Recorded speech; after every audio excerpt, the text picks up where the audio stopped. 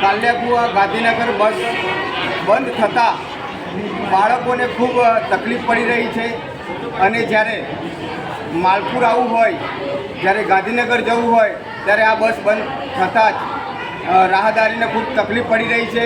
અગાઉ 1 વર્ષ પહેલાં આ બસ બંધ કરવામાં આવી હતી ત્યારે ગુજરાત વાલ્મીકી સંગઠન દ્વારા આવેદનપત્ર આપવામાં આવ્યું હતું। ખરેખર આ વારંવાર આ બસ બંધ થતાં જ પબ્લિકને ખૂબ તકલીફ પડી રહી છે।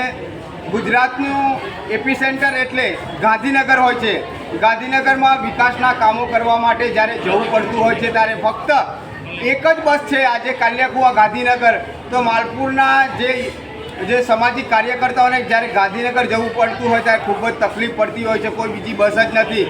તો અમે ડેપો મેનેજરને 1 વર્ષ પહેલાં પણ અમે આવેદનપત્ર આપવામાં આવ્યું છે કે આ બસ ચાલુ કરવા માટે, ત્યારે થોડા દિવસ આ બસ ચાલુ કરવામાં આવી હતી અને હવેથી જ આ બસ બંધ કરવામાં આવી છે। દુઃખદભરી બાબત છે।